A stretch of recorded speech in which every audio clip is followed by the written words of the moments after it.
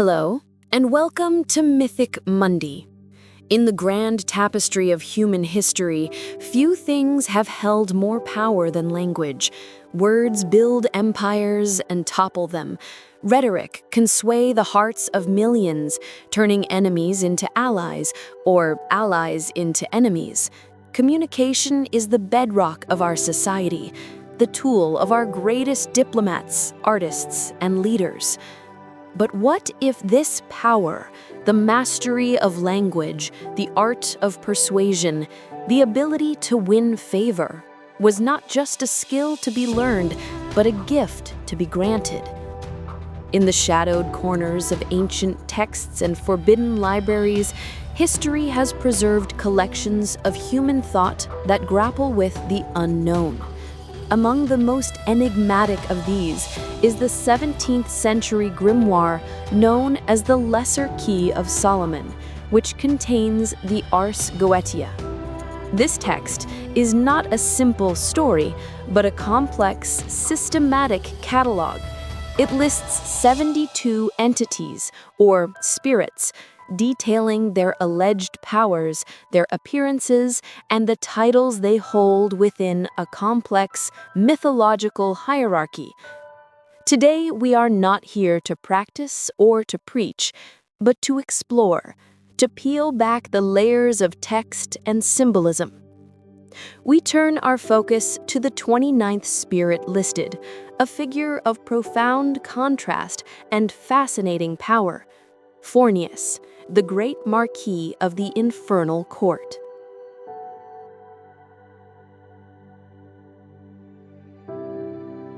When we comb through the ancient and medieval grimoires, the descriptions of the entities within are often dramatic, designed to inspire awe or fear. The Ars Goetia is no exception. It presents Forneus not as a subtle scholar or a silver-tongued orator, but in a form that is primal and vast. The text states that he appears in the form of a great sea monster. Let us pause on this imagery. The sea in mythology is almost always a symbol of the unknown, the subconscious, the chaotic, and the profoundly powerful. It is the abyss from which life emerges and to which mysteries return. A sea monster is not just a physical creature, it is a symbolic representation of power that comes from the depths of the ocean, or perhaps depths of knowledge. This is the central paradox of Forneus. His appearance is described as something chaotic and non-human, something primal. Yet, his functions, his gifts, are among the most civilized, intellectual, and human powers imaginable. He is not a figure of destruction. He does not command legions to wage physical war. His domain is far more subtle and perhaps far more influential. The grimoire lists his rank as a Great Marquis, a title of nobility suggesting a role that is structured, respected, and authoritative. He is said to command 29 legions of spirits, a number reflecting his own position in the text's hierarchy. But it is his purpose that truly sets him apart. The text alleges that he teaches, and to teach subjects that are the very foundation of human interaction and civilization. The text is specific. Forneus teacheth the art of rhetoric perfectly. This is not a minor skill. In the ancient world, from the Greeks to the Romans, rhetoric was not just public speaking. It was the essential skill of a citizen, a leader, a philosopher, and a lawyer. It was the art of using language to persuade, to inform, and to motivate. To master rhetoric was to master the public square, the Senate, and the courtroom. Furthermore, the texts claim he causeth men to have a good name. This is the concept of reputation. In our modern, hyper-connected world, we call this personal branding or public relations. In the 17th century, a good name was everything.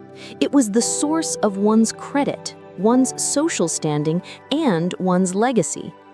It was the shield that protected you from rumor and slander. So, the entity described as a sea monster is, in function, a master of public relations and a professor of classical studies. This fascinating contradiction is the key to understanding the symbolism at play. It suggests that profound, structured wisdom can be found in the most unlikely of places, that the monstrous unknown is also the source of sophisticated knowledge.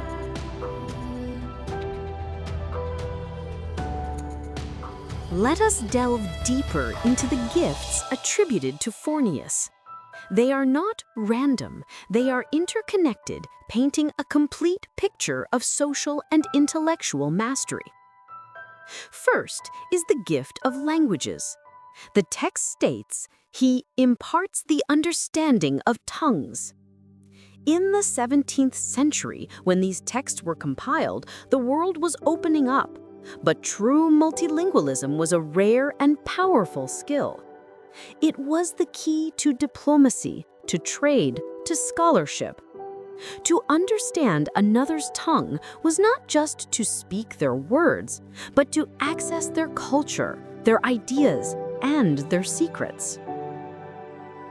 This gift is the foundation for his second, more famous power, rhetoric. What does it mean to be taught rhetoric perfectly? It implies more than just knowing how to structure a speech. It suggests a complete, intuitive understanding of human psychology. It is the ability to know what to say, how to say it, and when to say it.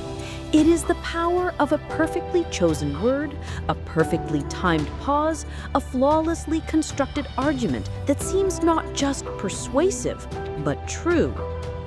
This is the power to make the complex simple, the disagreeable palatable, and the mundane fascinating. It is the tool that can build consensus, inspire action, or diffuse a volatile situation.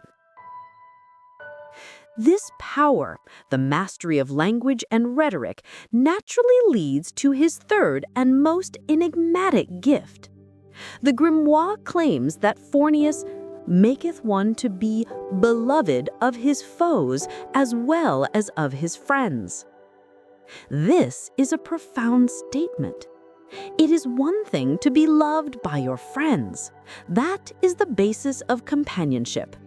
But to be loved by your foes, this is something entirely different. It is not about manipulation, but about reconciliation. If your enemy loves you, they are no longer your enemy. This power suggests an ability to transcend conflict. It is the ultimate form of diplomacy. It implies a charisma so powerful, a perspective so encompassing that you can find common ground with anyone. It is the power to be understood, to be seen not as a threat, but as a person, even by those who stand against you.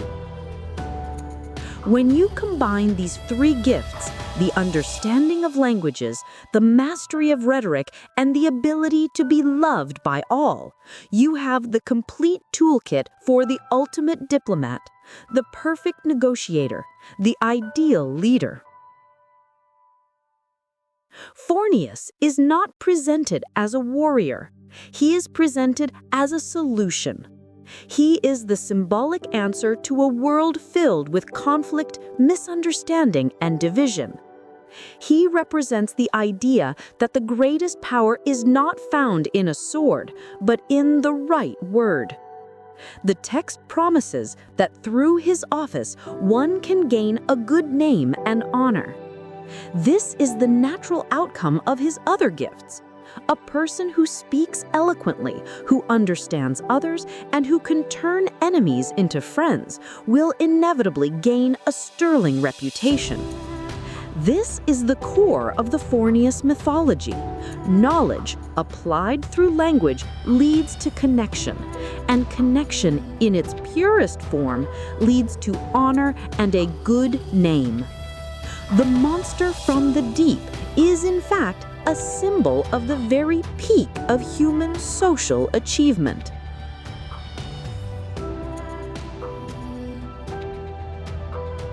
So, what are we to make of this 17th century entity in our 21st century world? The Ars Goetia is a product of its time, a time of superstition, but also a time of intense intellectual curiosity.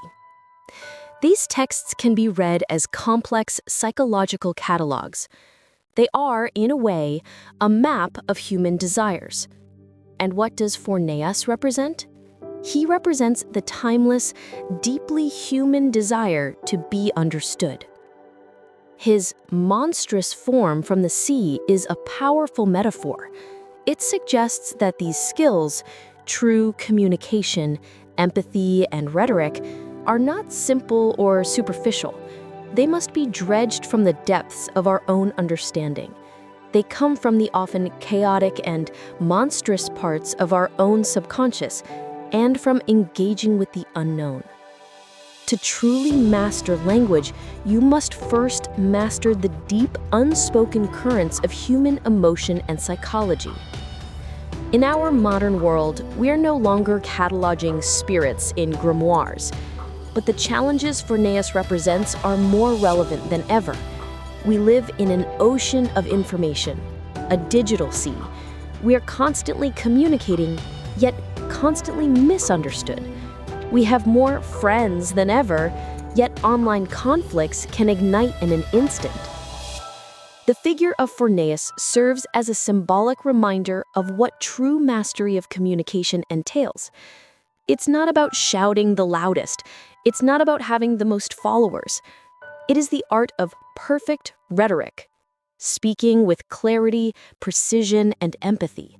It is the art of understanding tongues, not just foreign languages, but the languages of different perspectives, different cultures, and different viewpoints. And it is the art of being beloved by foes, the rare and valuable ability to build bridges, find common ground, and turn animosity into mutual respect. The legend of Forneus, the Great Marquis from the sea, is not a dark tale of the occult. It is a profound, symbolic story about the power of words. It tells us that true influence is born from knowledge, and that the greatest strength we can ever possess is the ability to connect with one another, to build our good name, and to, perhaps, make the world a slightly more understandable and more beloved place. The journey into the Ars Goetia is a journey into a fascinating part of our literary and mythological history.